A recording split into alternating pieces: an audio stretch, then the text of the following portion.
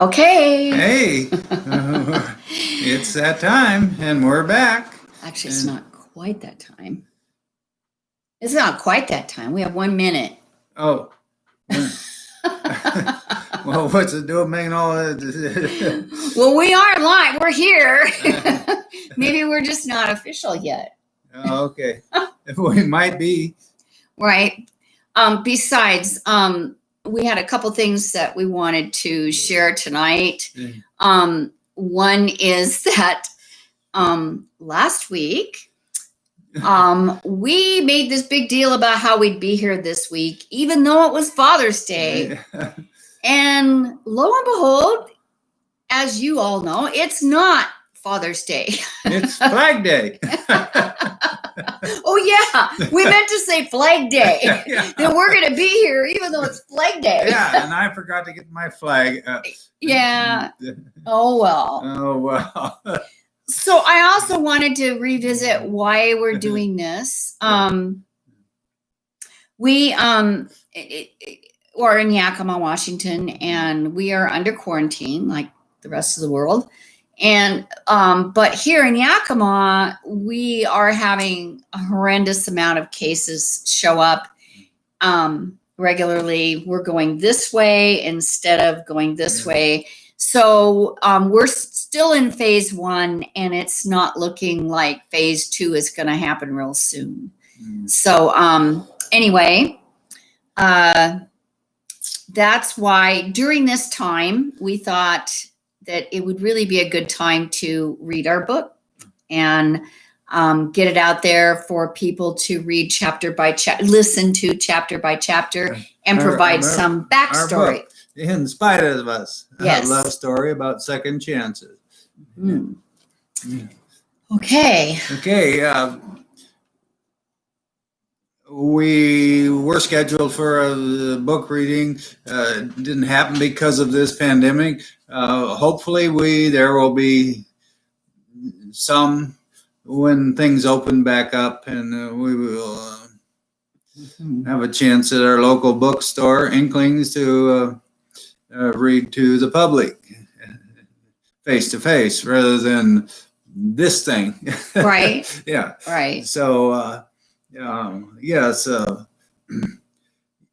our book, In Spite of Us, a love story about second chances, is available on Amazon, Barnes and Noble, local bookstores. You can check it out at the library.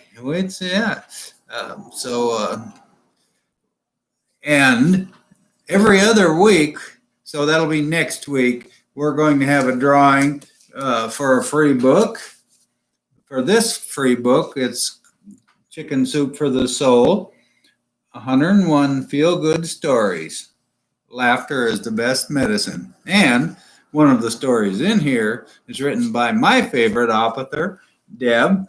And I can look it up and tell you what page, but no, buy the book or show up, watch us tonight. Share. And share or like. No, don't just like, share it on YouTube or Facebook. And it doesn't have to be live when you share it. Yeah. You can share it later. Yeah. And then you will be eligible for the drawing next week for a copy of this book. Okay? And so we're about ready to start reading. Are we? And okay. I'm going to read a review. Oh, that's right. Of that was written about our book. And this review was written by a lady named LaToya.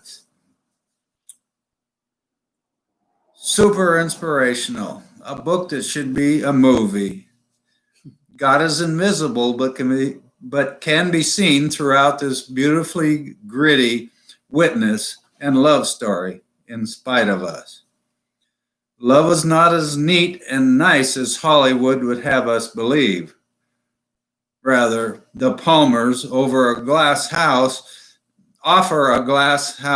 for us to peer in and see the graceful handiwork of God, over the time span of two lives, man and woman. Through dates, through marriage, through loss, through grief, and ultimately through triumph, we are granted access to it all. And that's Latoya Harris, and her pen name is Guy Harris, and she has a book herself that's very good. So you might want to look her name up on Amazon and check out her book as well. So yeah, we're going to be reading chapter 17 and 18 today, and Deb will start off with. Okay, I'm the odd chapters, so I have chapter 17. And this chapter that I'm going to read is talks about my introduction to AA. And I really don't think that I had heard much about AA before I met Sandy.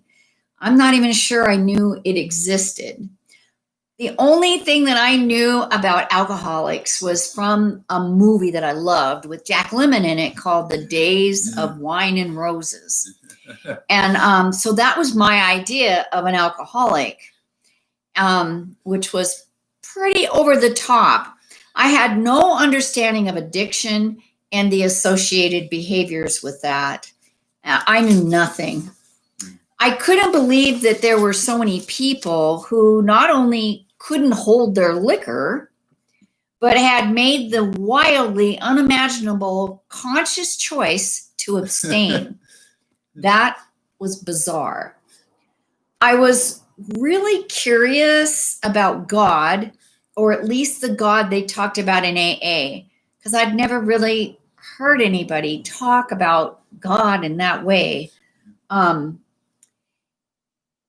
But I also knew 100% I was not willing to give up alcohol for anybody, not even God. If I had a problem, that secret was going to go to the grave with me, right? Because I didn't think that I did. So, chapter 17, a Catholic with sensible shoes. I get the silly hamster running on his wheel. He's safe as long as he's moving. If still, anxiety piles up like shavings in the cage. My will is a list of to-dos. I chase after like a carrot. When it squeaks to a halt, like the nervous hamster, I scurry about my cage wondering, now what? Today, we're fishing. Oh, joy. Sandy insists. I agree to go along for the ride as long as I can work on my PR project. I want to prove to my employers that they need a public relations director. I'm the person for the job. That means handling the job I was hired to do on weekdays while creating the new position in my free time. I don't want to be some PR mogul, but it's better than teaching classes on a subject I've yet to conquer myself, career building. I need to work with what I have, a talent for BS. I told Sandy not to buy me a fishing license. He forgot. At the fishing hole, I delve into my work, prioritizing stacks of paper on the dashboard. Not wanting to be a jerk, I keep an eye on Sandy, ready to applaud if he outsmarts a fish. Did you know there are television programs with two guys in a rowboat talking about fishing? They say things like, yep, and well, looky there. Concentrating on work is not happening. Maybe it's the way the sun has placed Sandy in a spotlight, appearing majestic, golden, surreal. I watch as he laces the line through the eyes of the rod, ties a knot, bites the line in two with his teeth. Earlier in the "are you joking, it's still dark" morning hours, we drive to a house with a handwritten sign nailed to a tree reading "Night Crawlers." A man with a white beard answers the door, leading us to the kitchen. He opens the fridge, pulling out a styrofoam container kept next to an uncovered bowl of red Jell-O. Gleaming a six-toothed grin of pride, he lifts the lid, displaying the worms eagerly cooperating, wiggling their alluring charms. For a moment, they share admiration for the performing worms. Then, well pleased, Sandy hands him $1. Now, in the sun's spotlight, he slides the styrofoam container from his vest pocket, chooses victim 1, threads it onto the hook. Broad shoulders swaying, he casts the line, hitting the mark. A shadowed pool next to an algae-covered rock. A breeze lifts and lowers the line. Bewitched, I study his solid block build, dark, unkempt beard, and taken for granted confidence. I've found my Grizzly Adams, a man who'll bash through the door, toss me over his shoulder, forge through fires and storms, defend my honor, and bring fish home for dinner. Okay, no fish for dinner.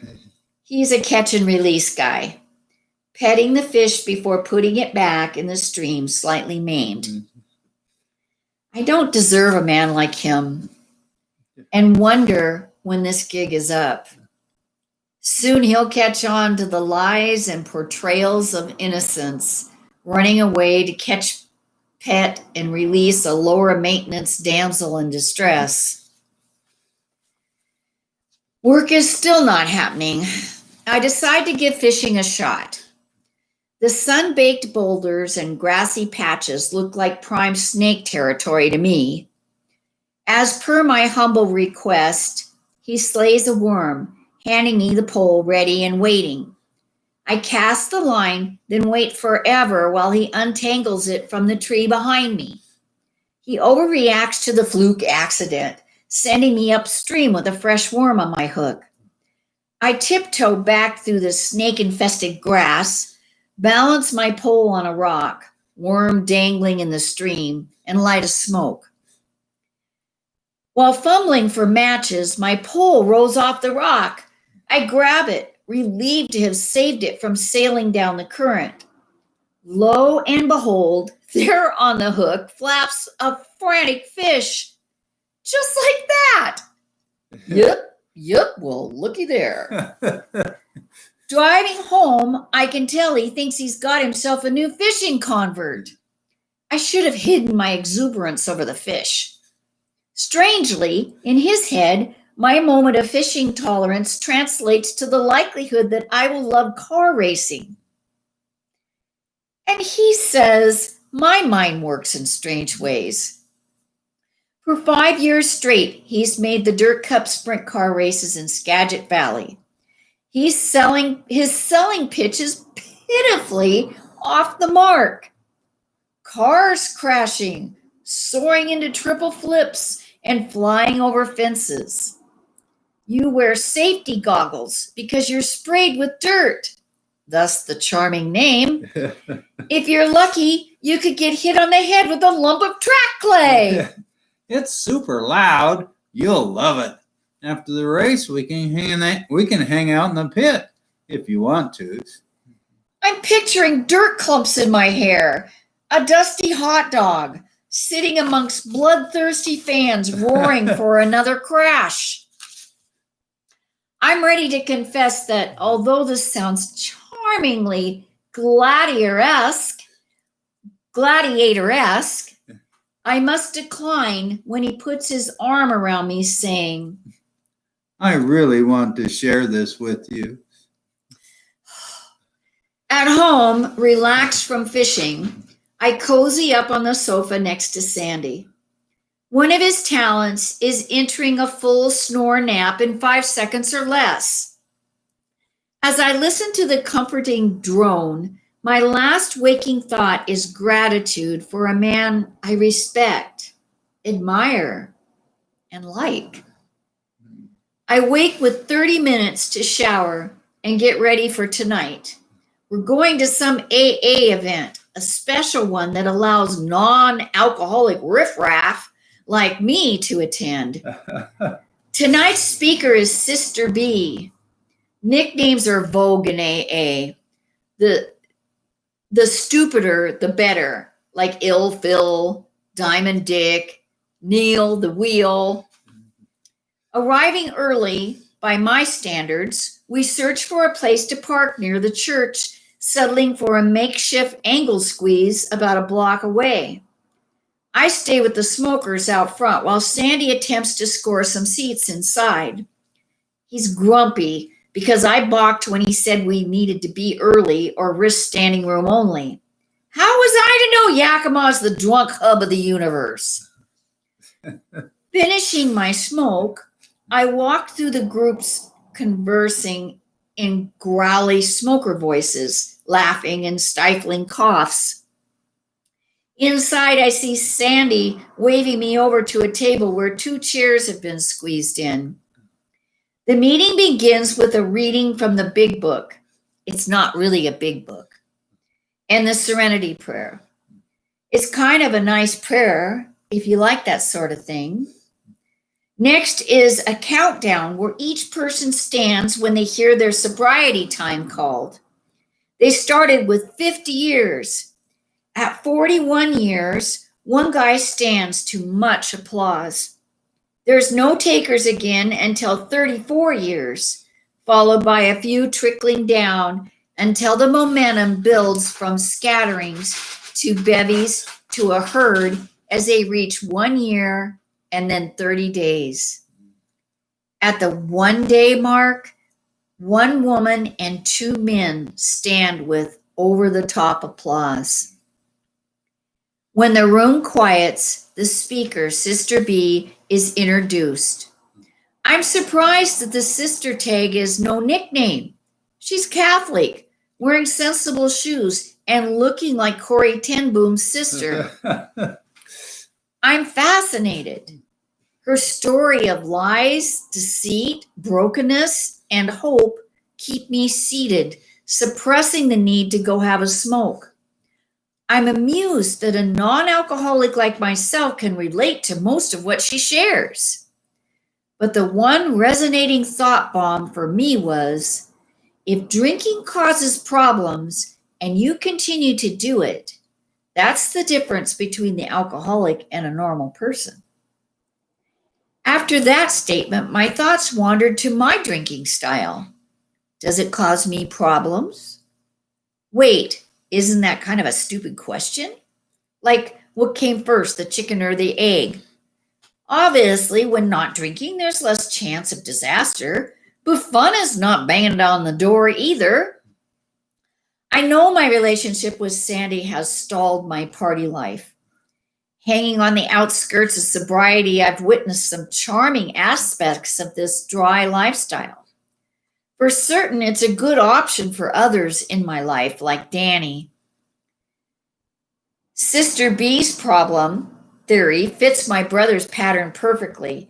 He's like a top spinning, bouncing into arrests, accidents, evictions, and pink slips. Recently, my witty baby brother with his curly red hair was found in an alley after being brutally beaten by 4 guys. Later, the bartender told Danny he must have a death wish. With no memory of what happened, he's left with the bartender's version, claiming he begged for it, frothing lewd racist remarks at one of the guys' girlfriend. That's a strong case for drinking causing someone problems. Even a droll, sober life is better than being beaten to a pulp. The meeting closes with everyone linking hands in a gigantic wavy circle, reciting the Lord's Prayer.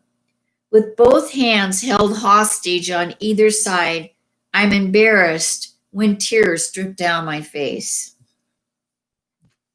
Okay, great. Okay, I'm going to be reading chapter 18, and it starts into one of my downfalls. One of my for sure things that I've always been this kind of arrogant know-it-all that knows exactly what to do and when to do it and how it's supposed to be done. And then on top of that, give me sobriety and a chance to accomplish things that I'd tried and failed at numerous times during my drinking career. I knew I was on my way to reaching this goal. But,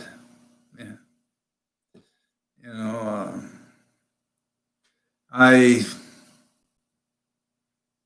thought I knew better than anybody else.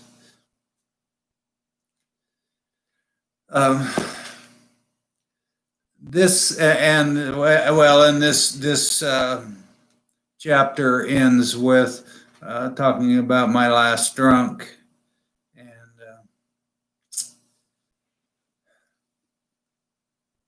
the presence of God in my life.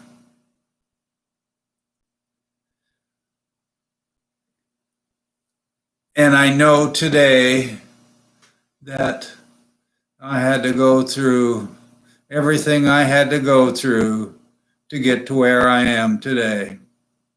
And there's no place I'd rather be. So this is chapter 18. The title is It's a Routine Day, Excluding the Dragon in the Room. As usual, I walk into my classroom. Joe and Anthony, like personal bookends, competing for my ear, except today there's an intruder in my castle.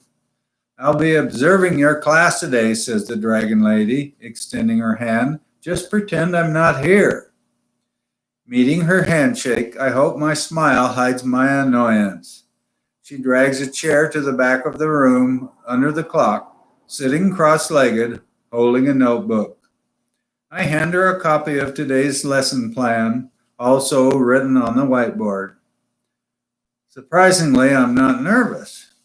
I've nearly 3 weeks with these students, and although we're still working out some behavior issues, I'm pleased with their progress. It's a routine day, excluding the dragon in the room. I begin the task of issuing the 5 levels of lessons as per the Mother Madeline model. It's a challenge teaching finger counters, begging continuous encouragement, alongside high-level students needing constant challenge. I've learned to choose my battles carefully. Less than 10 minutes after receiving their assignments, Clint, a Native American student needing the math credit to graduate, slams his books shut, stomping from the room. It's not a new experience. He'll return in a couple minutes, ready to take another stab at the lesson. He's a great kid who's super hard on himself because, unlike his other studies, math is not easy for him. As usual, he's back in less than 2 minutes, faster than Teddy needs to sharpen his pencil again, and before the dragon lady can finish the mad scribbling in her notebook. Terry uses pencils on paper as if carving initials in a tree, breaking the lead repeatedly. I stocked his backpack last week with a dozen sharpened pencils. 2 remain. Tina, a bedhead, stick of a girl with a permanent piss-off expression, spouts obscenities periodically. As said, it's a normal day, nothing remarkable, the stuff you learn to roll along with. Normally, I hang around after class with a few students like my shadows, Joe and Anthony. Today, a dragon with a notebook is waiting, tapping a subliminal message with her foot. I walk out the door with my chattering students, waving them down the hall. When I return, she's standing at the door. How do you feel the class went today? She asked. Okay, I said. You have no control over the students. They're disruptive. They need to raise their hands before speaking or sharpening pencils, and you did nothing when the student left the room. What if he hadn't returned? I knew he would. I've been through this with him. She can't understand because she's never taught a class like this, or any class, really. I remain silent while she nitpicks my lack of knowledge. Watching her lips move, questions gnaw at my thoughts. Did she choose my most challenging class to monitor on purpose? I have 4 other classes she could observe with moderated students. Unlike this class with students from every nook and cranny of the behavior and intelligence spectrum. Is she on a vendetta? Could she be small enough to begrudge my attitude in the training 2 weeks ago? I'll be observing 1 day a week for the next 10 weeks, recording your progress, she said, stifling a tattletale grin. At home, Deb reads my face, asking, Are you okay? I share the details of the surprise visit. I'm not worried. Once she spends more time in the class, she'll see I'm doing a good job. I agree. She'll see the Mr. Palmer the students all adore. So how'd your day go? I talked with my brother today. He's not okay. I tried explaining what Sister B shared. He really hates AA. He accused me of having a drinking problem, pointing the finger at others, just like you've said alcoholics do. After a quick breath, she continues. You can help him. I know you can. I'm scared for him. He's trying. Really, he is. He even joined an expensive club that not only expects no drinking, but also no smoking, meat, or sugar. I laugh at the typical plight of the drunk, willing to pay a fortune rather than swallow the "I'm an alcoholic" pill. Deb, I can't fix him. He has to hit his own bottom. She rises, like a puff of air blew her off the sofa. What's it going to take?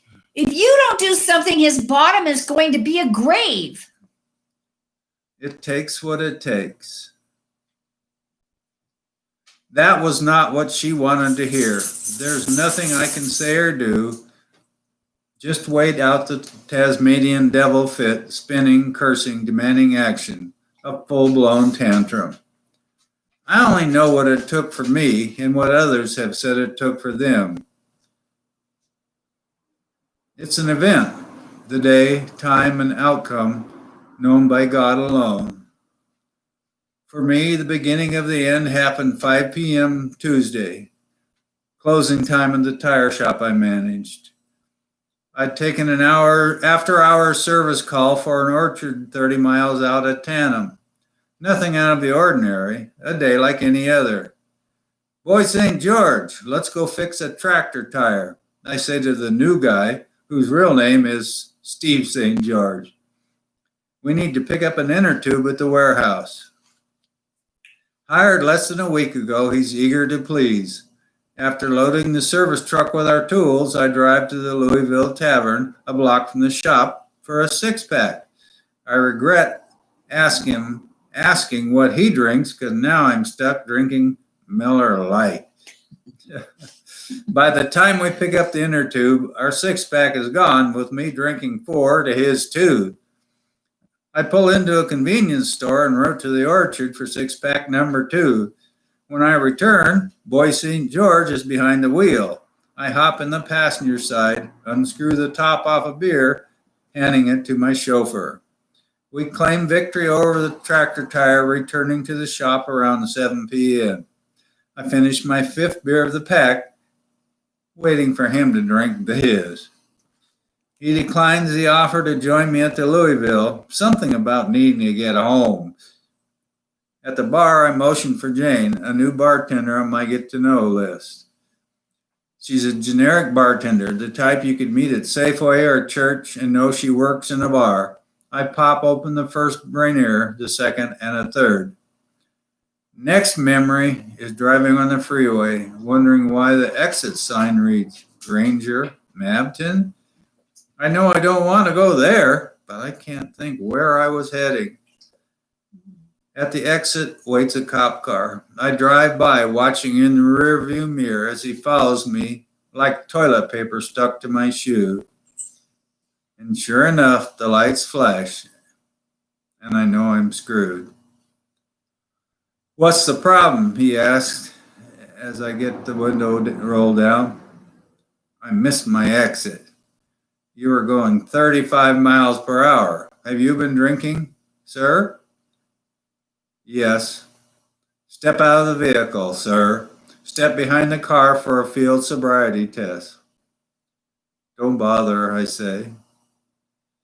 There are blotches of memory like leaning on the car as the handcuffs clamped shut, laughing about the cuff key in my pocket, the flashing lights, the cop's hand on my head as he steers me into the back seat. The next memory clip is at the jail in Toppenish. When I see the guy issuing the breathalyzer test, I'm relieved. This is a bad dream, that's all. It's my old friend Jack from high school. But I don't wake up during the routine paperwork and fingerprinting, or when Jack helps me call for a ride after releasing me on my own recognizance. We call Rick, the guy you file away for this kind of favor. Jack assures he's on his way from Yakima. I walk out the door onto the sidewalk, light a smoke, and it happens. A full-blown deja vu moment delivered by the streetlights casting a hazy blue light.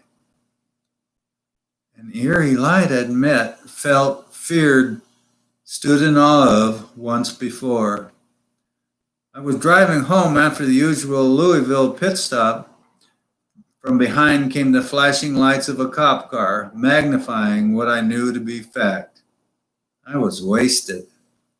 That's when the street lights turned the unearthly hue and the world spun in slow motion.